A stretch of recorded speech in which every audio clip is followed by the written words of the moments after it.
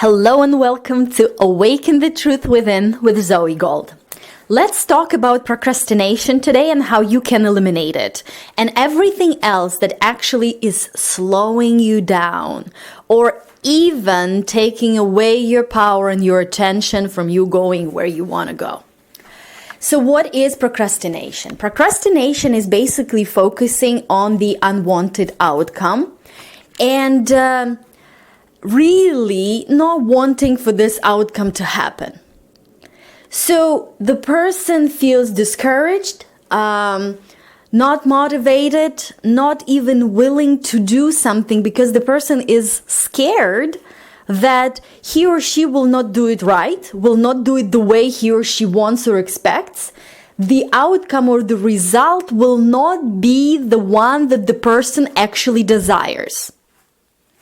So that's it. That's all there is to procrastination. It's just fear that whether you do it or not, you will not get the result that you want. So what's even the point of doing it? Now, procrastination is just an example of this. But if you look at any performance or effective actions or results, what's stopping people and what's preventing them from going big, from going where they want, from going as fast as they want? It is fear to different extents as well. What is fear? Fear is, again, focusing on unwanted outcome and pushing against it. And that's also could be described as resistance. You look at something unwanted, whether you learned it from the past experiences that already happened in the past with you or similar situation, or something that you learned happened with other people, or something that you learned could happen. In many cases, it will never happen. It's just in your imagination. Everything is good. You're thinking about the project or the particular idea or sometime in the future, and you're coming up with different case scenarios that are unwanted. And you don't want it to happen so much, and you push against it so much that you feel this fear. Now, why is this happening? Because at some point you decided, and you continue on deciding that one outcome is more important than the other. So you give a huge significance to this good thing, wanted thing, and huge resistance because the opposite of it is really bad, is negative, is unwanted. So that's where the problem starts. As soon as you make the distinction, as soon it's not, the neutral, this is my intention, this is what I choose, and I'm free to go and explore, and whatever happens, I'm fine. I'm good, I'm free. I'll find my way because I create, because I know what I want, because I go for it, because I'm free. Versus, this has to happen. This is so important for me. This is so good. This thing, this is what I need. And that thing is so bad. That's what I don't want. This is negative. This is something really unwanted. This will never want to happen. And when that shift happens within the person, when something becomes so unwanted, then the attention goes more towards the unwanted thing, because our brain, they kind of operate in this way that we try to avoid pain, and we try to get closer to pleasure.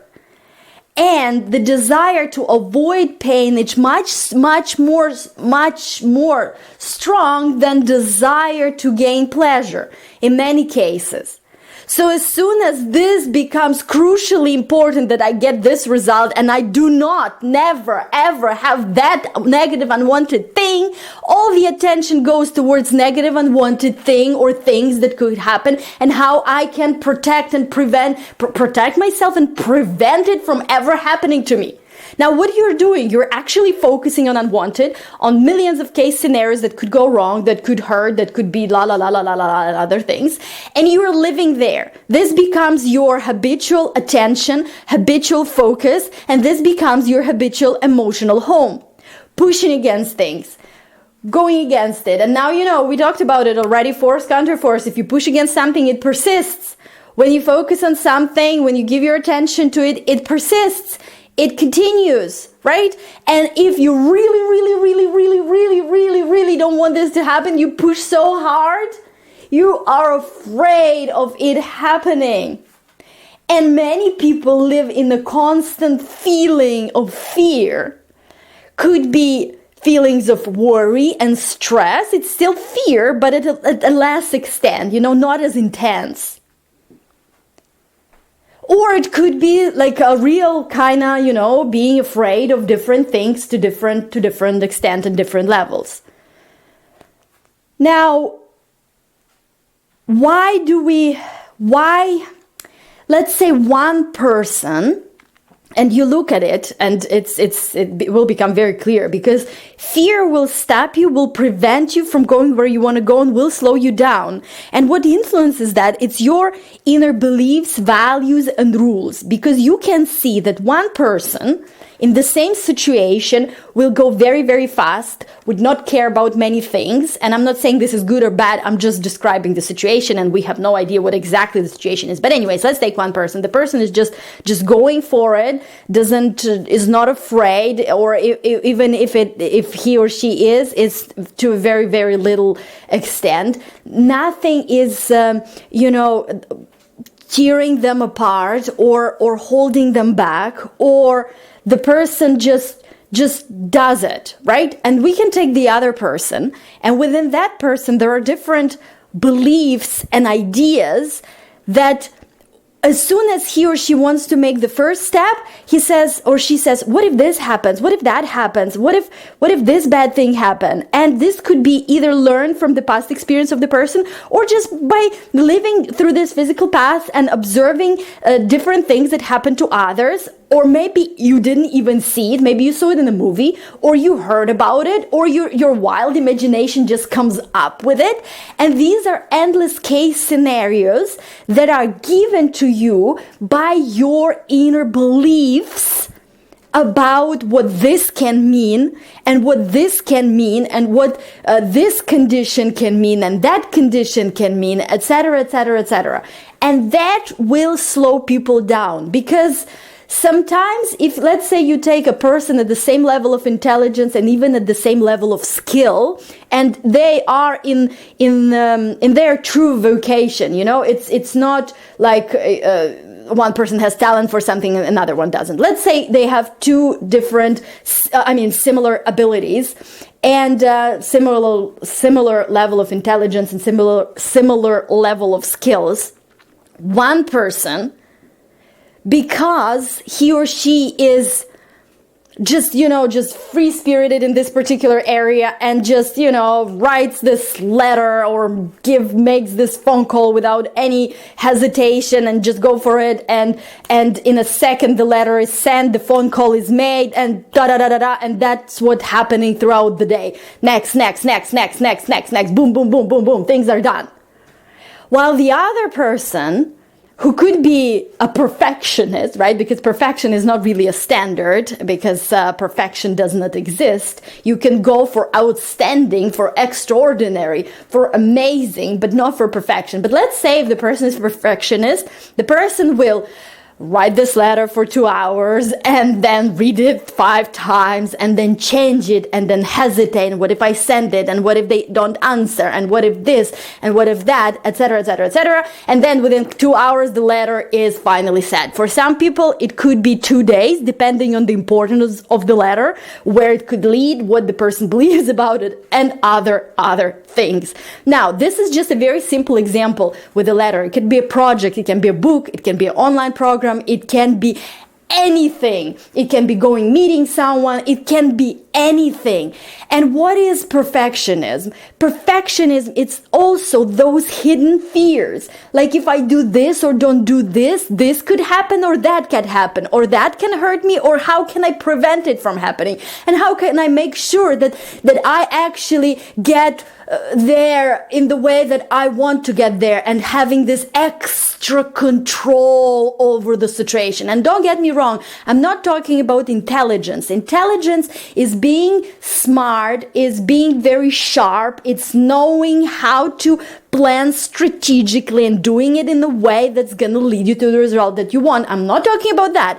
I'm talking about fears that are unreasonable in many cases, that are just those beliefs or rules or values that are within the person somehow, because they observe somebody, because they decide this about themselves, and many, many other things that are just taking away his or her attention, taking away his or her power, really slowing him or her down in very even small steps throughout the day. Because each of us has these, the 24 hours that we have. That's all equal to all of us. How come one person can operate and run 53 companies and have so many meetings and travel to, let's say, 10 different destinations in 1 week, while the other person really can get his or her ends meet and, just busy with daily trivia and has, difficulties getting to the end of the day and feels overwhelmed and feels tired and nothing gets done and no results. So what's the difference? One is actually somehow, either by learning this and really releasing it, or maybe not getting so many of these inner beliefs or inner entanglements throughout the physical path, or dealing with them in a more robust and bold way, whatever the reasons are. But one person is free from that data, from those memories replaying, from that mental bullshit, and the person is free. Could be in that area, could be in life in general, so then the life in general will work perfectly, or in the way that is perfectly right for that person. Could be about that particular situation, let's say about business, or about career, or about money, or about anything else on that particular subject. So the person is free from that data, so the person is truly aligned, because you can either operate from the power that flows freely to and through you, and that power flows to you and through you all the time, the power and inspiration. And you can either block it with that data or not. Or you can restrain it, or you can let it flow freely. So it's the person who really tapped in, turned on, in the power, in their true potential, in the zone. And they're just moving like a rocket ship.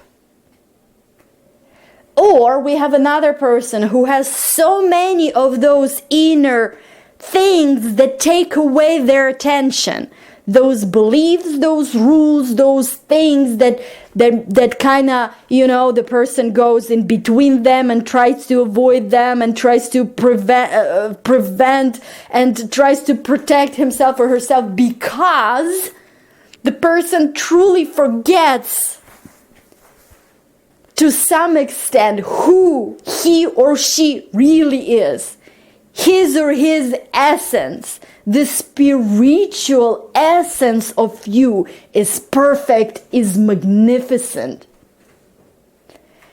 And the person really entertains and gives attention and focuses on those different things, believes them, and we can see those results that are very, very different. One leads to triumph, another way when you're engaged in data and you're not really tapped in and turned on to who you really are. You are operating from that data, and it leads to mediocrity. And it is of your doing, though. It's not somebody else doing it to you. You somehow gathered all that stuff and you somehow internalized it. And it doesn't matter how and when and why. The only thing that matters is you becoming you again. is you letting go of all that stuff and knowing and stepping into and living from and being your true essence. That's what matters. And what helps is repetition. Repetition. It's expansion of knowledge, expansion of your awareness about laws of the mind, laws of the universe, laws of the spiritual universe, science of achievement, art of fulfillment, self-mastery, all this knowledge. It is also about repetition of this knowledge, and the most importantly, it's about the repetition of what you focus on and the state that you're in. The state of the real you. The state, the invincible, the beautiful, the magnificent one, the one that is natural to you, and going there, repeating it, feeling it, so it becomes your habitual emotional home, so it becomes your dominant focus, so it becomes your dominant place where you live internally. Your internal atmosphere that truly leads to fulfillment and unleashing the real you, unleashing your true potential, unleashing who you really are. And there are 4 things to remember, and we've discussed it throughout the podcast, but I just want to remind you. The first thing to know here is that you attract the essence of your inner atmosphere. So you give your attention to, you focus on something, you feel the feeling, because the feeling is an interpretation of the quality of what's going on upstairs, in your thoughts, in your mind. And that creates your inner atmosphere. And the essence of that inner atmosphere in general or on a particular subject is attracted to you. Now, the second thing to know here is that you have a guidance system. It's your GPS, it's your feelings. So the closer you get to what you want, your GPS tells you by feeling good feelings show you that what you're doing in your focus, in your attention, and it feels good, and the better you feel, the closer you're getting to the good that you desire.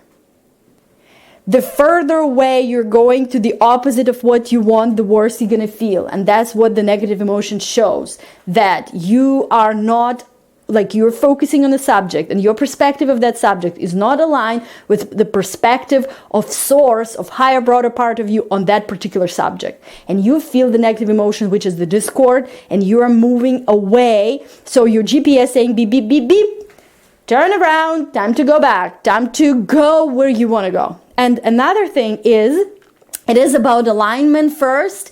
It is about connection with this power that creates the world. Connection with your true essence.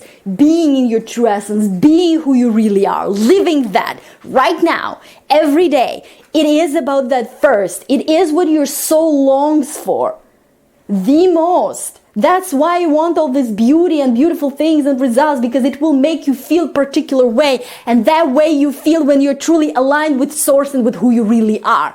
So that's basically what you actually want.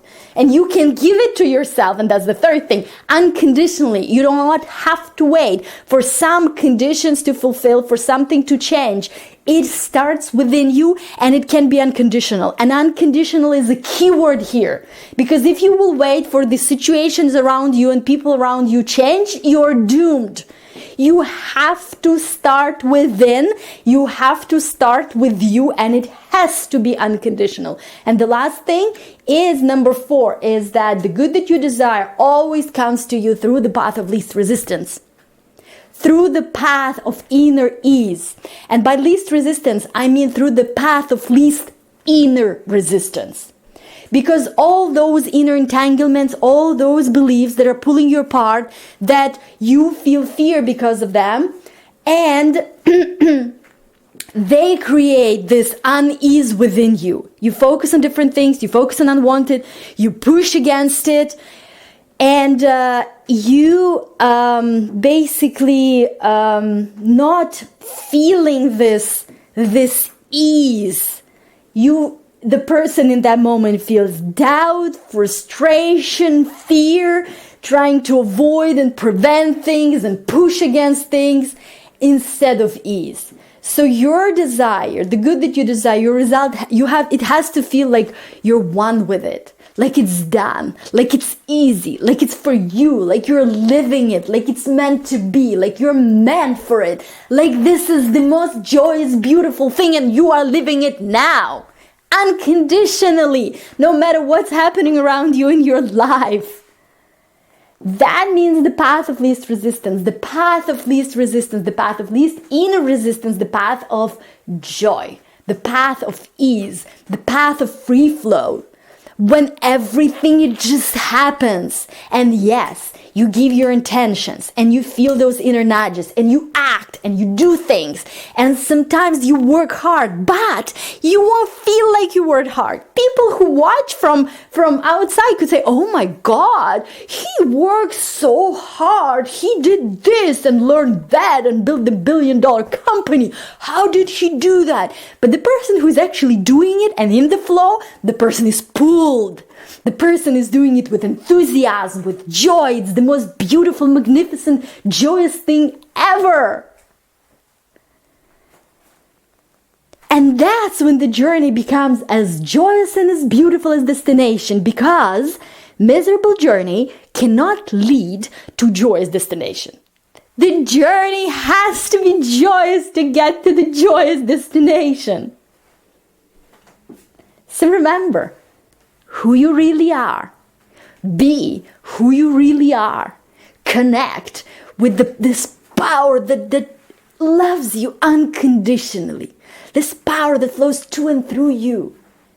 Your essence is part of it. It is it. It is this oneness. This I am oneness. And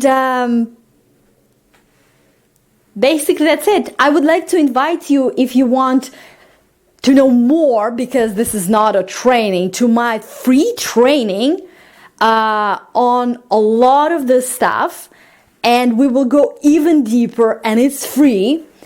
And it's called From Lack to Abundance, Awakening the Real You. And it's going to be live. It might also check it out, because it's going to be live this Thursday, November 14th at 7 p.m. EST. But I might leave it as a recorded event. So even if you cannot make it on Thursday, you might be able to listen to it for a couple more days or so. So just check it out. And the website is where you can get that training is Zoey Gold, ZOEYGOLD. So zoegold.com/LA, lack abundance, right? LA. And I would love to share even more insights and go even deeper about the things that you can do right now to really start that shift and transformation and really align with the good that you desire. So it was me with you today, Zoey Gold. It's been pleasure and privilege sharing my knowledge with you. And I will talk to you in our next podcast. So have an amazing day and bye now.